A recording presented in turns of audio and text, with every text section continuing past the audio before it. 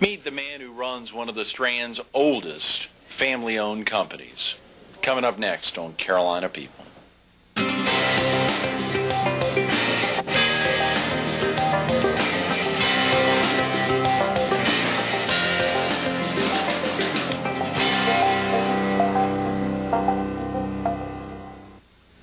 Good morning. Welcome to Carolina People. This morning we're at the Myrtle Beach Herald, Myrtle Beach's oldest locally owned newspaper, at its offices at Myrtle Square Mall next door to Belk. We're visiting with Dennis Wade, the president and chief executive officer of the Jackson Companies, and now the chairman of the board of the Myrtle Beach Area Chamber of Commerce in 2003, and now the immediate past chair, and of course the honorary chairman for Horry County's March of Dimes 2004 Walk America. Good morning, Dennis. Glad to be here. Golly, those are a lot of titles, pal. Yeah, too many. That's a big deal. They keep me busy. Yes. Now you've got a full-time job. How do you find time to do those volunteer activities? It's a juggling act, let me tell you. The Jackson Companies has been wonderful to allow you to really get out in the community, and that has been indicative of all the folks at the Jackson Company. Absolutely. That's one of their beliefs is being part of the community, and all of our officers as well as our teammates are actively involved in the community that we do business in. So they actually encourage it. You know, I've heard that word teammates not only from Nelson Jackson himself, but David Durant really espoused it 10 days ago when he was with us back here at the Herald, and Lance Thompson's been with us a number of times. That word is key to, it seems like, the entire culture of the Jackson Companies. How has that been instituted, and how long has that been in place? Well, I've been with the company since '97, and I know that it's been ever since then, and I know much time before that as well. And it's really the philosophy of we are a team, whether you work at Ocean Lakes Family Campground, whether you work at Prestwick, regardless of what you do, you're part of that team. And that really, I think, is a key part of what makes us successful, is that we work together collaboratively as a team. Had you been in Horry County prior to 1997 before coming on with the Jackson Company? Just as a loyal vacationer. Yes. I grew up in Lancaster, South Carolina, and spent many of my summers here, but really had not lived here. I had not lived here for any time before actually moving here in '97. Mm-hmm. Dennis, where'd you go to school? Grew up in Lancaster, and I went to college at the University of South Carolina. Oh, great. What'd you study? I was a business major with my major in accounting. Okay, golly. Well, you know, tomorrow we got an accountant on. Brad Dean's coming in with us, the new president of the Myrtle Beach Area Chamber of Commerce, which, of course, I know you've got been instrumental, involved with him over a good while. Accountants do a lot. We're invading. Yes, absolutely, invading. Now, did you stay with the accounting practice a long time? After graduating, I went with one of the national accounting firms and was there for a few years, and actually had the opportunity to go out with a few gentlemen and open up a local firm in Columbia, and actually did that practice for about 3 years, and then went into industry and have really remained in industry since that point in time. What was that like, having your own CPA practice there in Columbia? So rewarding. One of the struggles as a small business, growing business, is you did get the shoebox tax returns, the grocery bag tax returns, but we had actually built a very successful accounting practice there in the Columbia area. And it was very rewarding. But also, I got to a point in my career where I decided I really wanted to do something different than CPA work, and I felt like I could contribute to an organization in a greater way. And so that really what directed me into industry. Well, what are some of those industries you got active in, and were they principally there in the greater Columbia area? Yes, they were in Columbia. I was in with Colonial Life and Accident, an insurance company at that time. Was also with SCANA. I worked for their principal subsidiary, South Carolina Electric and Gas, and actually had various roles with both of those organizations before coming to the Jackson Companies here in Myrtle Beach. Yeah, let's hear about that. How did the Jackson Companies find out about you, or vice versa? It was very interesting. In August of '97, I received a phone call from one of their board members, Dave Hamrast, who I used to work with at Colonial Life probably 4 or 5 years earlier, and he had just come on their board, and they were in search for a chief financial officer.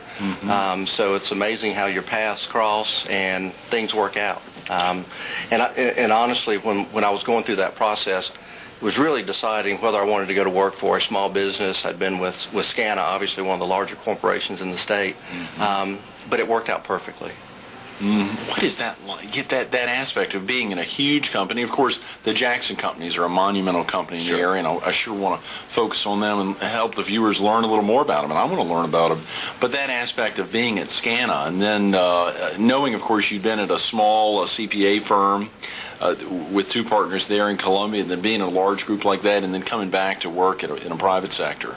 Well, this was really the first opportunity to work for a family-owned business, and there were a lot of appealing elements of doing that, and also working for a business where you know that you can have an impact. The things that you do, the decisions that you make can have an immediate impact, and sometimes in a large organization you don't have that opportunity. But it was really one of those opportunities where to work for a business that is in the real estate business, hospitality business, development business, a lot of different opportunities, and really a bright future ahead. Not that SCANA didn't offer those similar opportunities, but I just felt like it was a really good fit, what I was looking for career-wise, to make the move. Plus, I was coming to one of the most beautiful beaches along the southeast. Absolutely, so, Dennis. And of course, the Jackson Company is in the community service business as well. Absolutely, and you know, as you said earlier, just promoting all of the officers, the teammates, to be a part of the community in which we do business as a part of that culture. Oh, yeah, very definitely. And let's go ahead and spend some time focusing on the Jackson Company. You said it's a family-owned business, and for viewers who may not have called David Durant 10 days ago or Lance in the past or know what I'm talking about when I say Nelson Jackson, well, how's the Jackson Company set up, and what are the areas they're principally focused on? We're a 32-year-old business. The business was founded by Nelson and Mary Emily Jackson, and their 5 daughters, and essentially that is the group that still owns and operates the entire enterprise. They really started the operation very first with the development of Crystal Lake Mobile Home Village. That led to the expansion across Kings Highway to what is now Ocean Lakes Family Campground, which is a 300-acre Ocean Lakes, oceanfront campground, which has been tremendously successful and really the flagship operation of our entire business. They also then ventured into Prestwick, which is a residential and country club community. Have a Pete and PB Dye course and tennis facility, tennis and swim facility. And we're also, our focus really now is, as we head into the future, is really looking at the development. We have about 1,400 acres of undeveloped property, all of that located along 544 and just south of the airbase, and we're working on the master planning and development of that, which obviously is a very long-term venture for us. So, yes. We have a tremendous amount of things in the works, very successful business, and really I think Nelson and Mary Emily set the stage for the success of the business. Their daughters have continued that, and really the entire teammate population. We have about 280 year-round full-time teammates, and then we spike up during the season to about a little over 400. Oh, yeah. Yeah, so it's a large operation. Of course, Ocean Lakes, as you said, really the principal business set up in 71 early on is where a heck of a lot of those folks, when you say spike it up, it is to really maintain the strength of Ocean Lakes. Absolutely. We probably pick up 125 to 150 of our summer teammates, really there to serve the guest, and guests in large volumes. Probably on that 300 acres, we'll have 15 to 20,000 people there enjoying themselves and as we say, creating experiences that last a lifetime. So.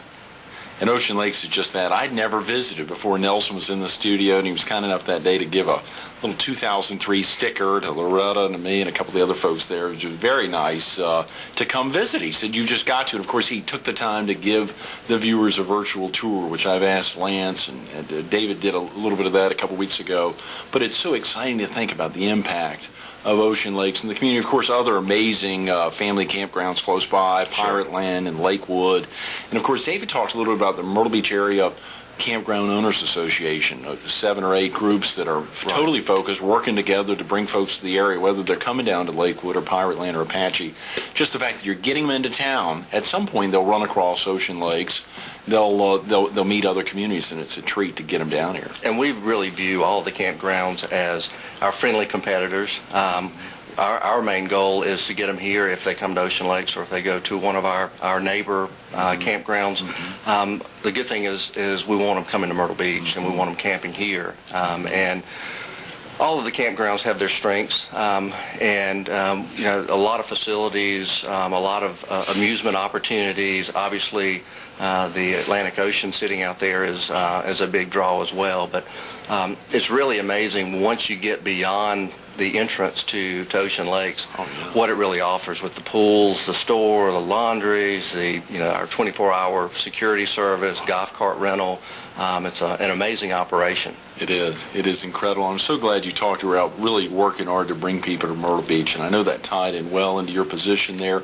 Talk about service on the Myrtle Beach Area Chamber of Commerce. Of course, you were the chairman and now the immediate past chairman. What's the significance of the Chamber of Commerce? And, of course, Brad will come in tomorrow to talk a little bit about that, having just ascended to the CEO's position there. But what does the Chamber of Commerce do exactly? And talk a little bit about the membership and just what happens over there. The Chamber, and I think a lot of people understand it, and we still have opportunities to recruit additional members into the Chamber. But I believe it is probably one of the most important organizations here in Myrtle Beach and in the entire Grand Strand.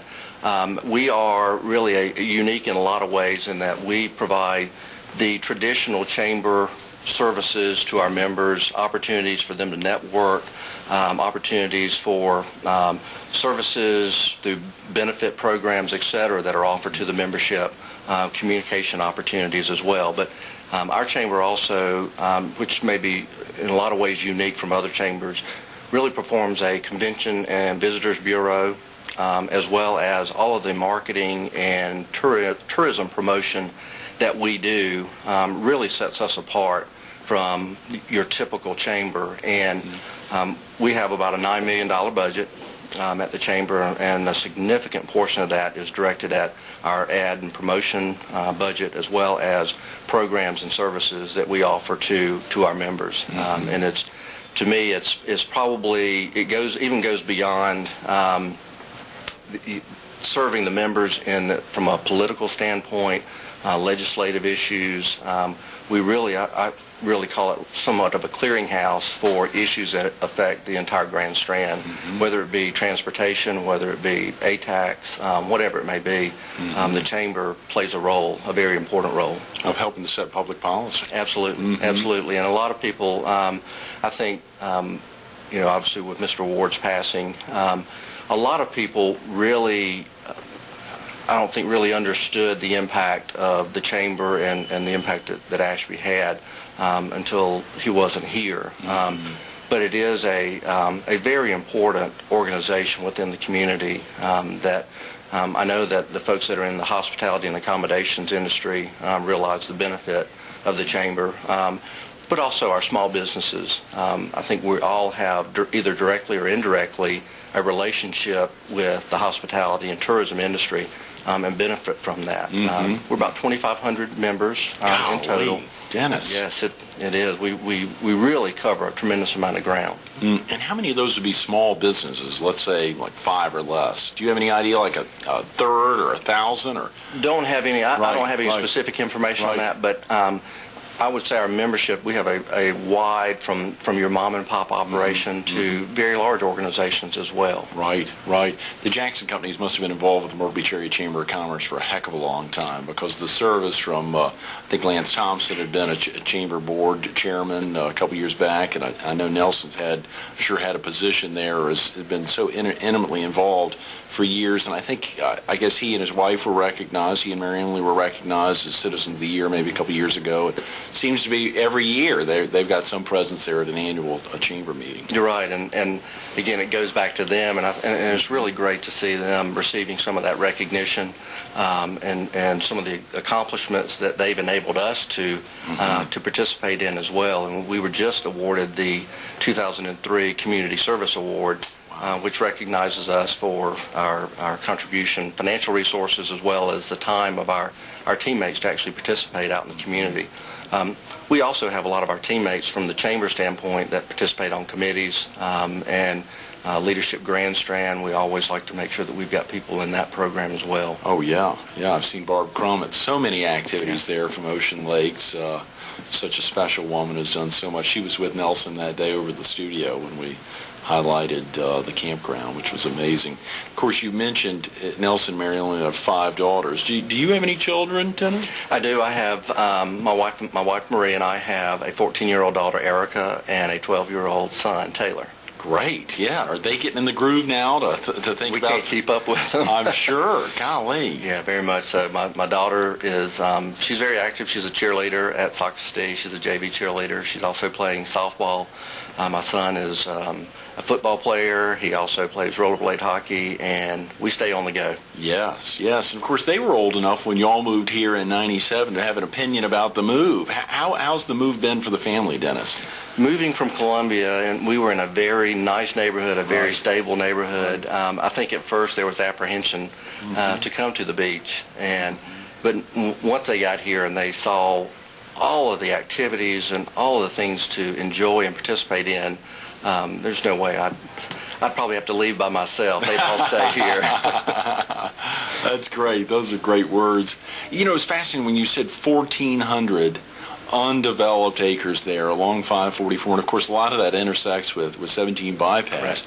What's that like, being on the ground floor, knowing that the impact that you all have in helping to develop that to set the stage for so much growth on the South Strand part of the Grand Strand? What's that like, Dennis, being a part of that so early on?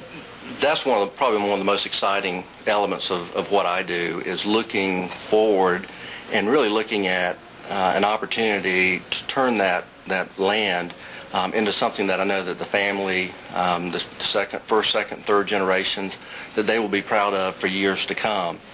And if you look at property that is east of the waterway, there's very little left, and we want to make sure as we develop the property that we do it in the proper way. We really believe, as the shareholders of our company, to be stewards of that property and make sure that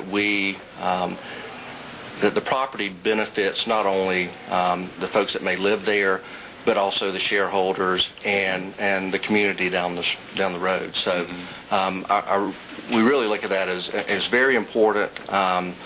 We want to make sure that we do it right and do it in the best manner that we can. And Steve Alger, who's our Vice President of Development, is really the principal in charge of guiding that vision and direction on where we're going. How exciting, Dennis. It is. It really is. How exciting, and how exciting for Nelson and Mary Emily and their 5 women now, 5 young ladies, to be involved in that aspect and to know that that's a constant thing, that to see the family continue to expand and really have a positive influence on the community. And speaking of positive influence on the community, you, I think, aside from it being the immediate past chair of the chamber board, helped to serve on the committee to find a replacement for Ashby Ward, the former CEO of the chamber, which of course resulted in Brad Dean coming on board. Can you talk to the viewers about how exhaustive that search was and what all went into that and trying to get Brad on board? That was an extremely important process for the entire community, for the chamber. Obviously, we knew going into it that we were not going to be able to fill the shoes of Ashby Ward in that position. Really defining what the community needed, what direction, what skills would be needed to take us to that next level was absolutely critical. And I was fortunate enough to attract 8 other individuals, leaders in this community, have been involved with the chamber, have been past chairs, past members of the executive committee, to help me with that process. And I was probably the most fortunate out of that to have the caliber of people to participate on that. We solicited interest from the community. We had a total of 33 people who submitted resumes for consideration. Very qualified folks. We were able to narrow that down to a short list of 6 candidates that we actually extended interviews with, and that was probably the most difficult process that we had to go through, because really all 6 of the candidates had something that was unique to them, had strengths in particular areas. If we could have bundled all 6 together and made them into one, it would have been just the most perfect solution. But we really, as we went through the process, who really had the strengths in all of the areas that we were looking for that really rose to the top, and the outcome was Brad Dean really had all the bases covered that we were looking for, and I know at the annual meeting of the chamber where we introduced Brad as the new CEO, what a tremendous reaffirmation from the membership, just the standing ovation, the cheering, so it affirmed in our mind that we had done the right thing. Oh, Dennis, yeah, and of course, so much of that affirmation was before he spoke.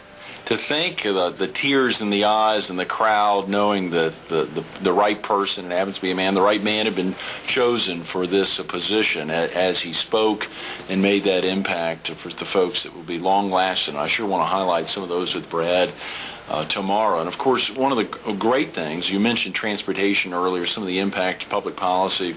Transportation's a big issue in front of us, and infrastructure, and I-73, and the impact the chamber will have in trying to push hard to bring an interstate to finally end up at Myrtle Beach, or very much closer than we have now with Wilmington and Charleston and Florence. It's absolutely critical, and I know that Brad and the chamber board are 100% behind that. We know that there's got to be an organization here that can really carry the load and help our state legislators, help our federal senators and members of our federal delegation make sure we get that word up to Washington that we need that interstate coming into Myrtle Beach. Out of all the major tourism destinations, we're the only one that doesn't have a major interstate coming into the Grand Strand, and we need it so dearly.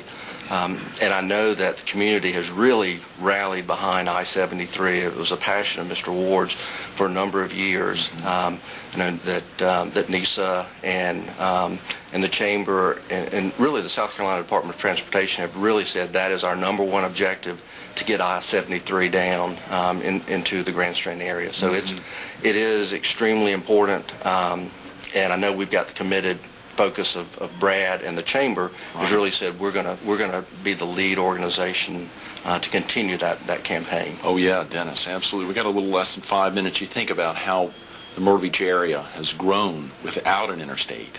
Then to only imagine the depths, the potential. Of course, this is such a drive destination versus a flight, and a heck of a lot of folks fly here, obviously. Sure. But to recognize as a drive destination over the flight aspect, and to think how large and how monumental the impact it's had, not only on South Carolina, but on the Southeast and on the country, without an interstate. It's just dramatic to think about. And we have heard, you know, the difficulty in getting to the beach, or the difficulty in when you're leaving, you know, everyone's leaving and traffic is backed up on 501 getting out of town. You know, I think the new roads have made a tremendous impact. We've gotten, you know, very good feedback from the guests that have come down and said, yeah, I can get around now. There's multiple ways. I don't have to be stuck out in the bypass or on Kings Highway. I want to spend my vacation time vacationing and doing the things that I enjoy. I-73 I think is so instrumental in being able to get those folks here and get them out easily and get them back to their homes. And I think we're only, you know, as you said, they come here and they enjoy the beach. I think if you've got a major interstate that will bring them here, we've only seen the tip of the iceberg as far as what this community can do. Absolutely. And of course, getting them out, aside from getting them out after vacation, getting them out with a hurricane coming, an evacuation sense, another thing to think about. We got less than 3 minutes, Dennis, and I definitely want to ask about Horry County Walk America, the March of Dimes 2004. That'll be coming up in April? April 3rd. Okay. It's the first Saturday in April, and we're gearing up right now. We hope to have, generally we have between 500 and 600 walkers. We'd really love to hit that 1,000 mark. You know, it's a major campaign for the March of Dimes, and you know, we raised last year a little over $118,000. We really wanted to up that. March of Dimes and the role that they play in saving the lives of babies and prematurity. Education, the research that they're doing is so important. You know, 1 in 8 babies is born premature. The costs, the skyrocketing costs associated with that, the research that we need, the money that we need to do that research is so important. I encourage people to come out and walk. be part of the community, help the March of Dimes, and do something for saving those babies. Dennis, if a viewer wanted to learn more about the walk, what would be the best number to call? Would it be the number in Conway? It's called the number in Conway, Okay. which is 843-488-3463. Okay. And the staff over there will be more than glad to get information. 843-488-3463. And, of course, this is the PD division of the March of Dimes, but this is the Horry County Walk America. Correct. And it is a major walk. I'm just amazed to think of the time you're able to commit in this position as honorary chairman of the walk, to think about your position as the chairman of the board and now immediate past chairman of the board. I think I saw you're on the board of visitors of the Wall College of Business out there at Coastal Carolina. Aside from being the president and CEO of the Jackson Companies, how do you do it, Dennis? You find time for the things that are important to you, Right. and I think that I've been able to find that balance. I've got a great staff at the company. They make my job that much easier to be able to do these things that can have an impact in the community. So I'm the lucky one to be able to have the time to go out and work with the chamber, to work with the university, to work with March of Dimes. So I'm the beneficiary of that. Those are great words. Lastly, Dennis, what do you like best about working for the Jackson family and the Jackson Companies?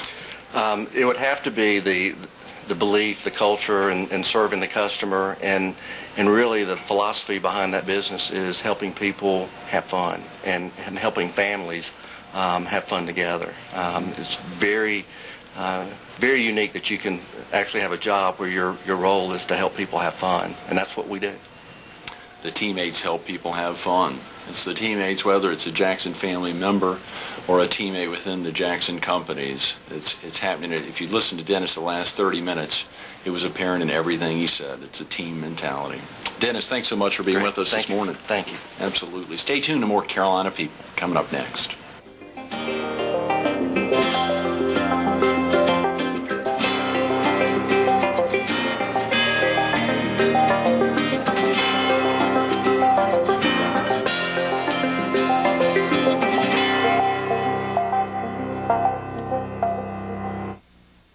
We want to thank Dennis Wade and all the teammates that help make the Jackson Companies tick for making today's Carolina People so special.